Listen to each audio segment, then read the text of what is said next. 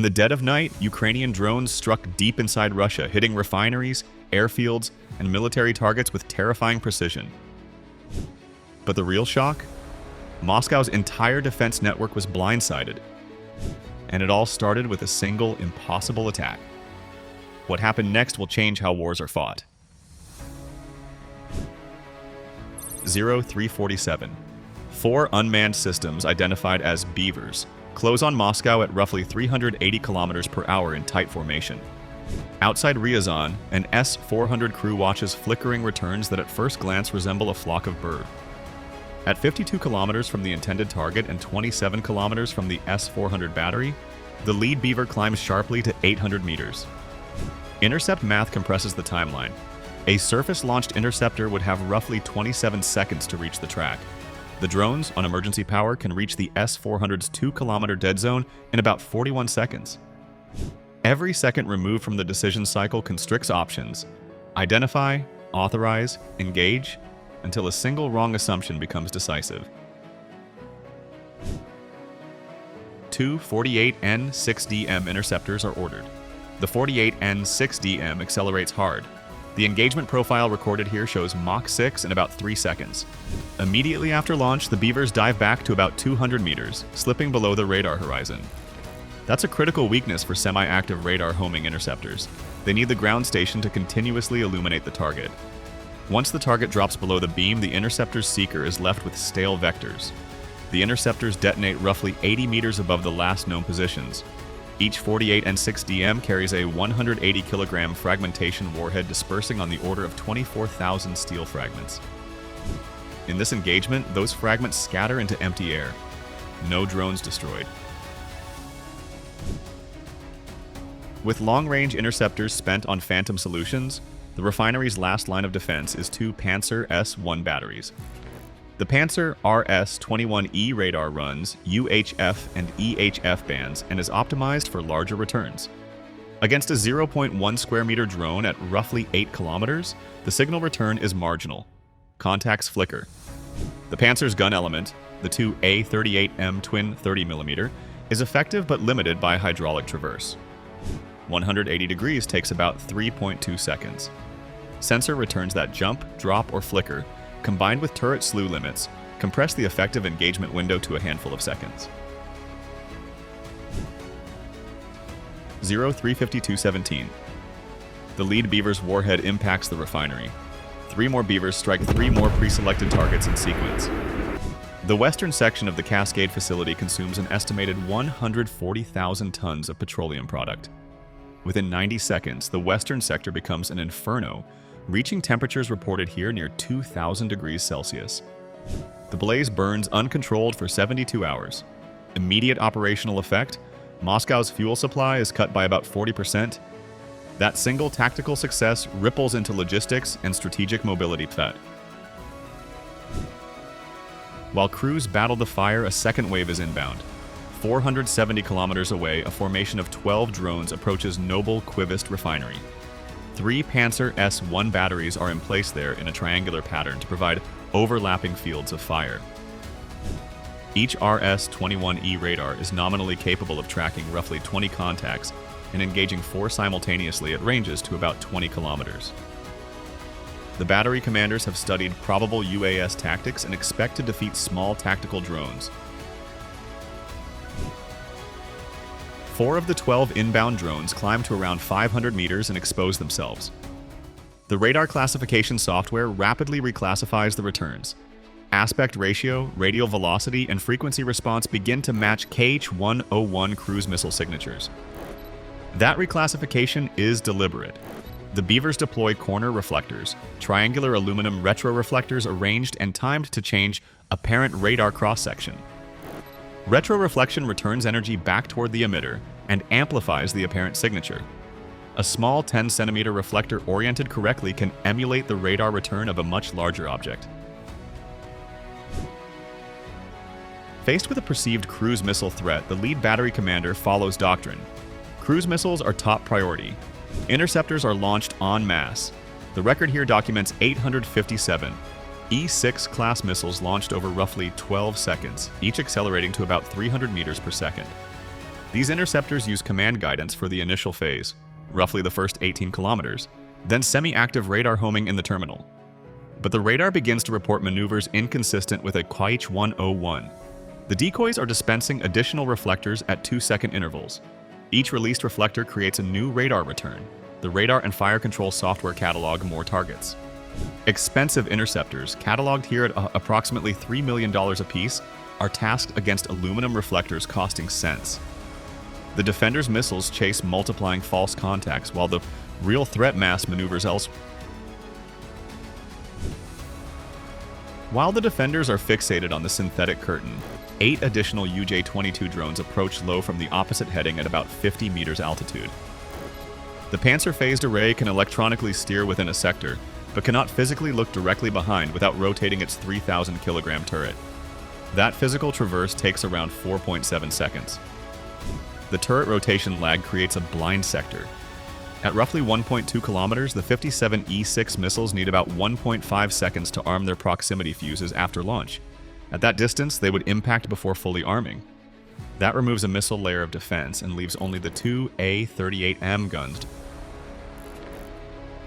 The 2 A-38M twin 30mm cannons fire at high cyclic rates, on the order recorded here of 2,500 rounds per minute per barrel, with a predictive fire control solution. For a perpendicular crossing at 200 kilometers per hour, the lead becomes roughly 31 meters. The attackers program the UJ-22s for dynamic altitude variation.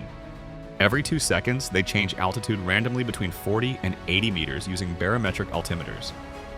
Random altitude changes convert what should be a deterministic prediction into probability. In this scenario, the gun system's hit probability drops from an estimated 83% to about 31%. One drone is shredded in the gun stream and disintegrates some distance from the target, but 7 penetrate. 3 of those hit designated refinery infrastructure while Panzer batteries are reloading their 57 E6 tubes. The automatic reload cycle takes about 90 seconds. That 90-second reload window is a planned vulnerability that the attackers exploited. 418 at Vonus exposes another layer of the combined arms approach. 6 UJ-26 Beavers approaching suddenly lose GPS and communications. Navigation displays show static. This is attributed to the activation of a Crocus-Kroska 4 electronic warfare system, flooding the spectrum from 0.1 to 18 GHz with directed power. To put that in context, GPS signals from orbit are milliwatt-level whispers. A near-field directed jammer can overwhelm those signals by many orders of magnitude. With GPS denied, the drones switch to inertial navigation. Inertial measurement units drift. Recorded drift here is about 10 degrees over a 380-kilometer flight, producing potential position errors on the order of 200 meters, enough to miss tactical aim points. Thermal stress compounds the navigation problem. One drone's processor climbs to around 95 degrees Celsius and begins thermal throttling. The platform initiates emergency load shedding. Navigation lights off, telemetry transmitter off, radar warning receiver off. Every watt saved buys a fraction of a degree of thermal relief and marginal processing headroom. 30 seconds to impact the pattern recognition algorithm struggles. 8 seconds to impact a stable geometric relationship is identified. 3 tanks in the aim point cast shadows that intersect to form a triangle with unique angles. The onboard pattern matcher locks on that constellation.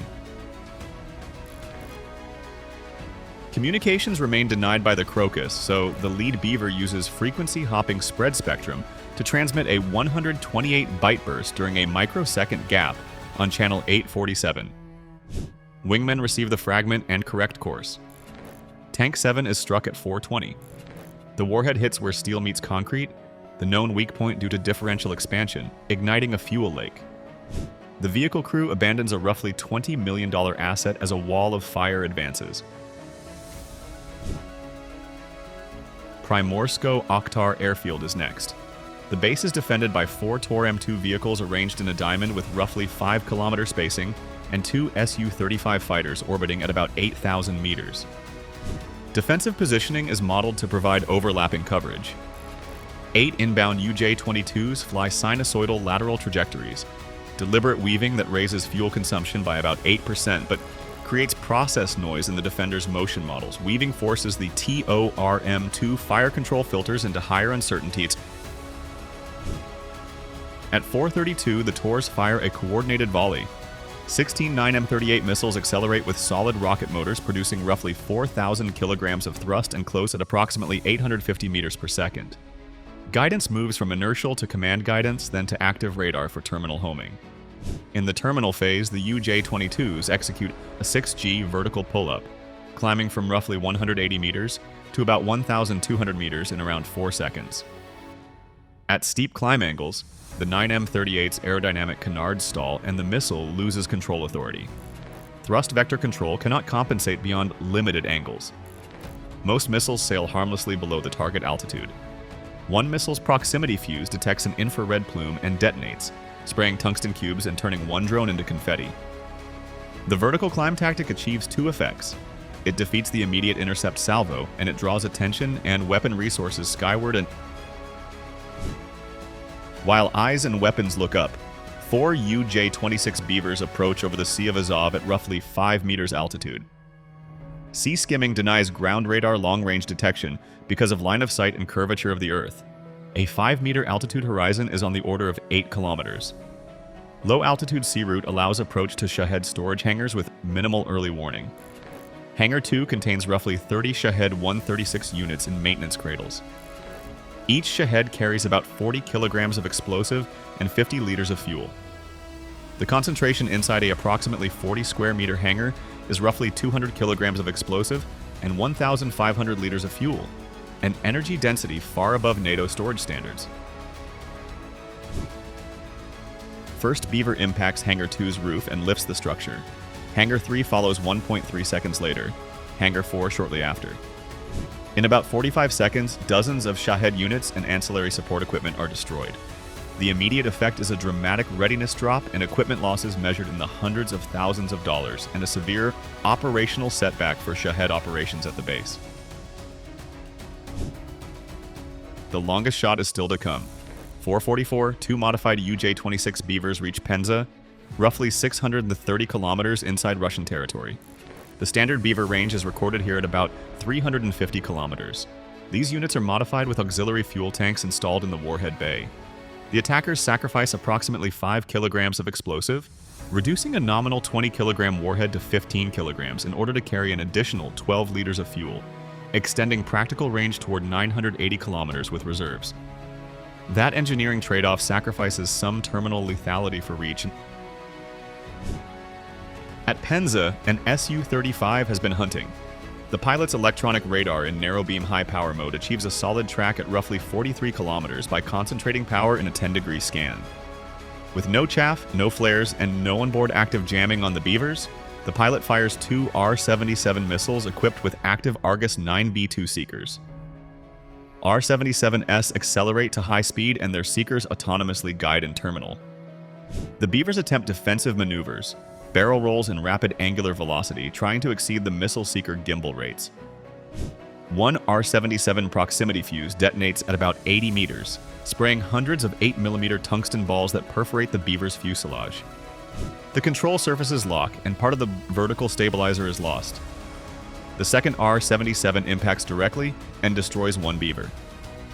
The damaged wingman, however, continues. Final seconds are tight. The damaged Beaver times a thrust pulse to correct the final trajectory. Impact is recorded at 4:46.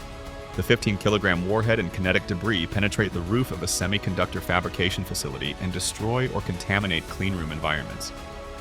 Sensitive equipment, an electron beam lithography system documented here at $47 million and 18 months of installation and calibration, is destroyed. Ion implantation and other production line assets are vaporized or rendered unusable. The operational effect is decisive. Military chip production is paralyzed for a projected minimum of 6 months. By the end of the sequence, Ukraine's expendables tally is modest by comparison. About $412,000 in drones across the waves.